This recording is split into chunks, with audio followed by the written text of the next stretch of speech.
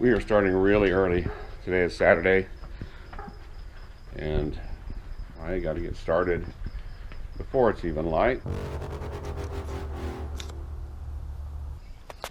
Hey, good morning. Saturday morning. I don't know if there's enough light for you to see what's going on, but we got to get started early. We got a deadline coming up, and we do not have time to be messing around. All right, well, I think it's finally light enough to see what's going on. Been up for about an hour working. It's about 5 o'clock in the morning. This right here is probably the most famous person you're ever going to want to see. This is my brother Daniel, one of my brothers. I have 5 brothers and 2 sisters. My parents were machines. Anyway, we're working really early this morning, trying to get this thing taken care of. Ben's truck, Brandon's truck, doing all kinds of funs on these things. We loaded up the truck just a few minutes ago. In the afternoons when it's really hot, I try and do things like get tires mounted and things and try and stay out of the heat some. But all right, so here's the deal. Told you already, it's really early in the morning. My brother Daniel's here to save the day. Tommy's actually going to be the one that probably saves the day. But the very first thing we're going to do is we're going to check the fuel pressure on this pump that we have.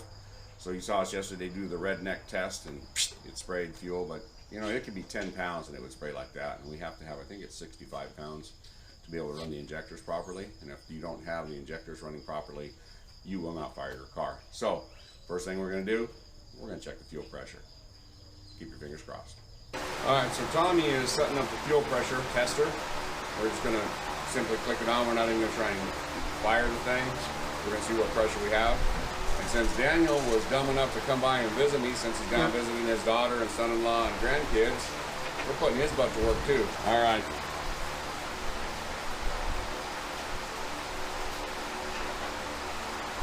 Oh, we need the battery on. When you try to start a car, it's easier if you have the battery hooked up.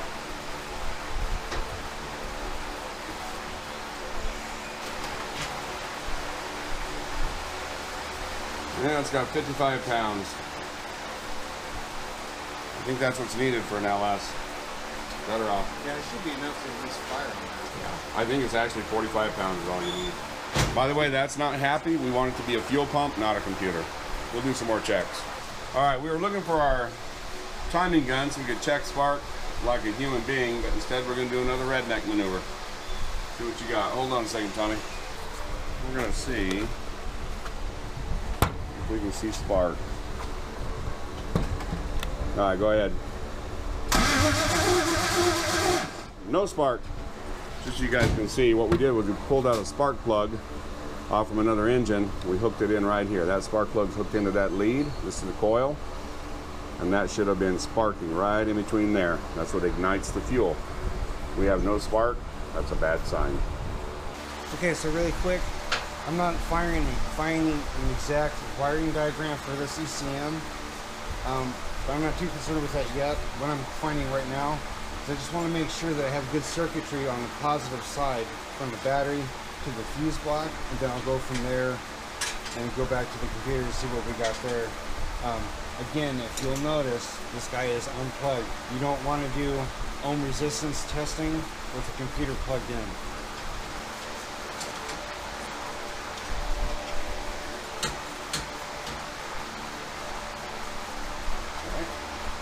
So in this fuse box, the only 2 that are connected right there are these back 2 here. So let's go ahead and pin those, make sure they're connected to the relay.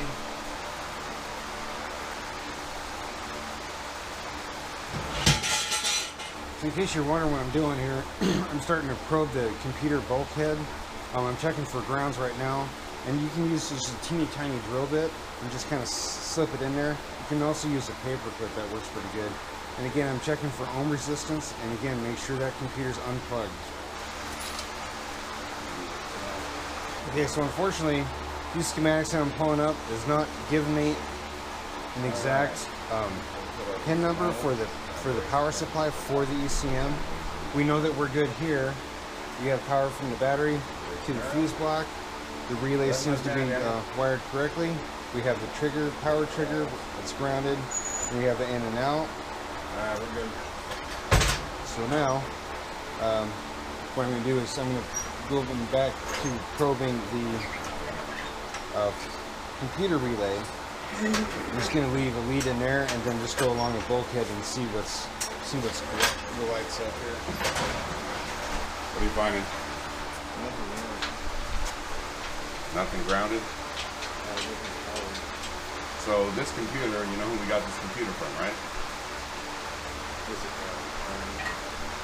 And every single thing he has sold us or traded us has been what? Junk. Everything that he has sold us has been nothing but junk. Everything he sold is junk. Engines, junk. Transmissions, junk. All of them junk. Yeah, because we have yet actually to use this computer on a turnkey drill. Yeah, we've never even tried to fire anything on this computer. It's been flashed, and there it's set. And it immediately won't run a car. Nice. All right, Tommy. What did we figure out? Well, after much pitting, going cross-eyed, all of our injectors have their positive charge, or circuitry, I guess you could say. We don't have a Noid light. We can test it for pulse, but I pulled a plug out, and if we have a plug that's wet, so that's an indicator that we have pulse. So the next thing is we went to the crank sensor, because obviously we don't have smart, and usually the crank sensors with handles at, or the ECM. So we went and pulled this out, and just checked our wiring diagram, or the wiring for the crank sensor from the computer, and everything seems to be happy. Now from what I understand, this motor was a turnkey girl, so theoretically there should not be nothing wrong with the crank sensor. But it should tell me, we just don't know. So after all that, in Tommy's typical fashion, he's checked everything in the entire world, which is great. He does a wonderful job. But come to find out, see, this engine is a 2002 and older, which has a 24-tooth reluctor, which is a disc on the crankshaft that has little points on it. And this electronic sensor senses those pulses. From 2003 and newer, it has a 56-point reluctor, or tooth reluctor. And so if you have a black sensor with a 24 tooth and you're trying to run it on a computer that senses 56 tooth with a gray pickup or gray sensor, they don't talk to each other. And what we have is a computer out of a 2004 with an engine that's out of a 2002, and that's the breaking point. So we are hoping that Tuesday, when we get our computer, if we get our computer, that we will slip this thing in here and it will fire. Because here's the thing, this computer will run the injectors, this computer will crank the engine, this computer will not sense the appropriate fire, and so it will not fire the spark plugs. So we hope, like crazy, it didn't mess us up again, and the computer's not bad because that's about 600 bucks. We hope our computer on Tuesday will cure it. So that being said, we're going to move on to something else. We've got lots of other things to do. So we'll close the covers up on this and think about it on Tuesday. Now you know even more wiring that you didn't really want to know. Yeah. Everything you never wanted to know about wiring, computers, and LS swaps. I guess if we just read on there where it says 2004, we'd know it wouldn't run this engine. Wah, wah. Alright guys, so the general consensus is that Ben's truck is just a smidge too low. He's worried about hitting the bump stops and stuff like that. So what we're going to do is we have a different set of springs for this girl. Unfortunately on this one I actually tightened the ball joints on there. I should have known better, but whatever. Anyway, I'm going to take the tie rod loose. The truck's up on jack stands. And again, I'm not too worried about it popping real bad because these are lowered springs. So anyway, so there's that. Okay, so if you noticed, all I did was I broke the nut loose, and it's actually still on the stud quite a bit. Again, I'm not worried about it because these springs are shortened springs.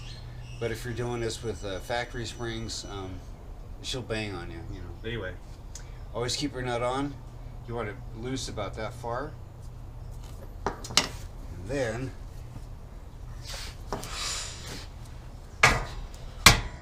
there's that. Now I'm hoping I don't have to take the brake line off, because that'd be rather than destroying a bunch of good stuff. Take the caliper off. I guess the right size would be prudent, huh? Right size. That's crazy talk. That's alright, we'll get her. No problema. Leave that right there. Okay, so what should you do? Downsies.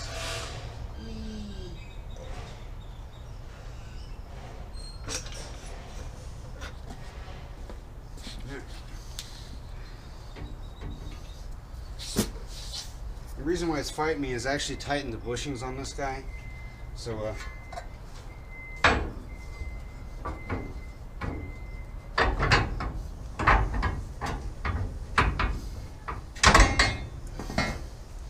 alright, so there's one spring.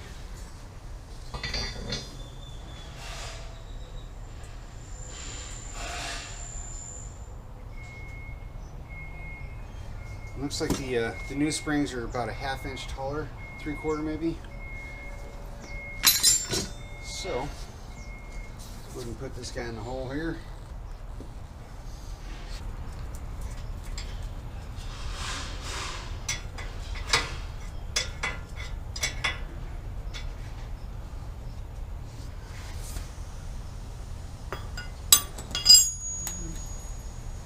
Can't see nothing.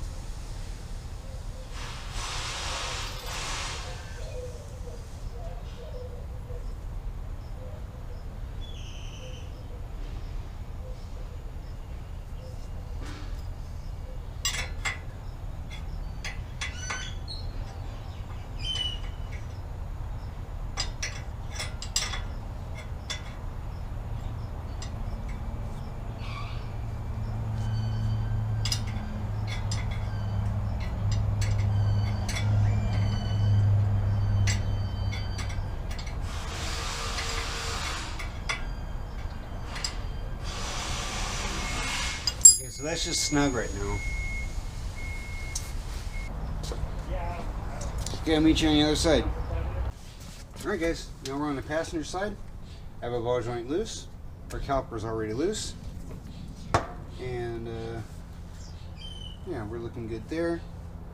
We'll go ahead and knock the upper loose.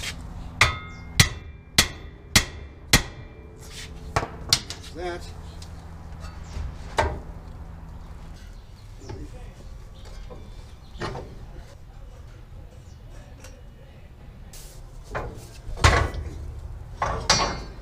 Alright.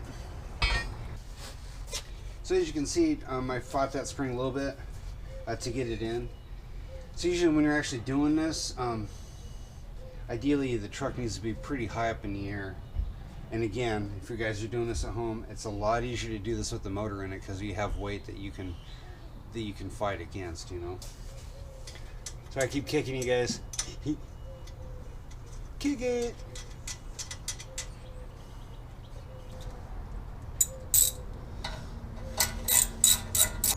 Now always remember, the ball joints don't have to be like super tight, like 300 foot-pounds, you know. I mean, obviously you want them tight, but the way, because they're tapered, that whole taper edge goes against the spindle, so it theoretically it kind of glues itself in there.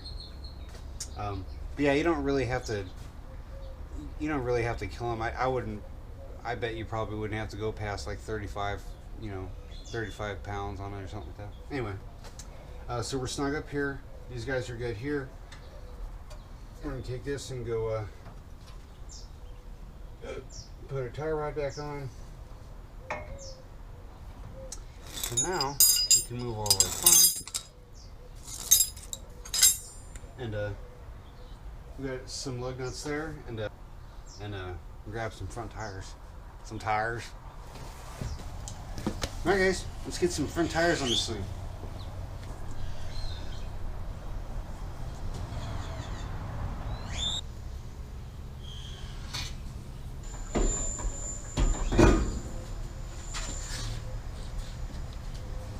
sometimes on these heavy half front ends, the caliper itself is actually wider, well, and the rotor. So sometimes you got to watch your clearance in behind the, inside the wheel there.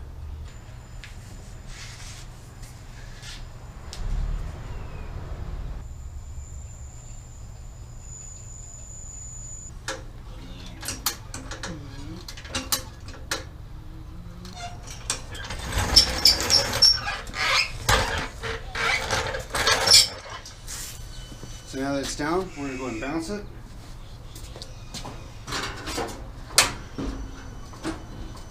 Okay guys, let's take a gander here. So there's the front tires on Ben's truck. And that's with newer springs that raise it up half inch, maybe an inch, something like that. I don't think it, not quite that much, but something like that. Anyway. It's not too low, right? Probably a foot right there. And you know, we left the upper ball joints. We just snugged them down. Anyway, that way, if we elect to change them again, it's not that much of a process to get them loose. You don't have to bang on them or nothing like that. Hey, I get back from work. He hasn't done anything. Well, that's not true. He's done a ton, but sometimes the progress you make doesn't look like a lot of progress. Sometimes you don't know what you're looking at. But anyway, we did get a lot done today. Yeah. We got some stuff done that we're going to do, like I said before, we're going to do in a different video for you, so it won't be on this one. But I will tell you some bad news. The bad news is I went to pick up the computer today so we could fire this girl up. Finally! He didn't have it done. Yes, the clock is ticking. We have 1 week left. That is not happy. So he promised me the computer will be done tomorrow. Let's see if that happens. So anyway, hope you guys enjoyed the video. And as always, thanks for watching.